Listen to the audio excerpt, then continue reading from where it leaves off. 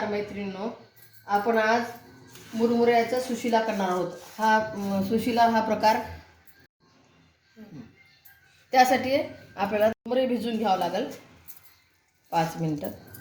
करण्यासाठी लागणारे साहित्य: शेंगदाणे थोडे घ्यायचे, कोथिंबीर, थोडं कढीपत्ता घ्यायचा, कांदा चिरलेला, टमाटर एक घ्यायचं आणि हे मिक्स करून घ्यायचं दळावर।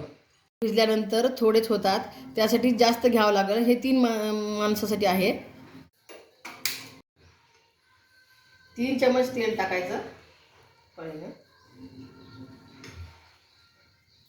मोहरी टाकायची, त्याचा तडतड असा आवाज येतो। अर्धा चमच मिरची, 1 चमच टाकायची, मीठ चवीनुसार टाका,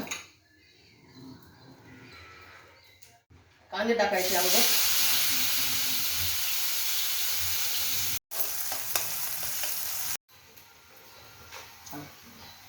शेंगदाणे टाकायचे, कढीपत्ता टाकायचा, कोथिंबीर कढीपत्ता, कांदा होऊ द्यायचा, टमाटर टाकायचा, मऊ होईपर्यंत परत टाकायचं त्याला।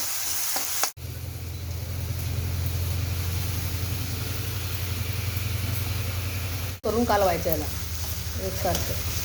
डाळवाचं कूट टाकायचं मध्ये, थोडं जाडसर करून। त्यासाठी तुम्ही सकाळी हा पदार्थ करू शकता। चवीला पण टेस्ट लागतो आणि कर्नाटकमध्ये प्रसिद्ध आहे।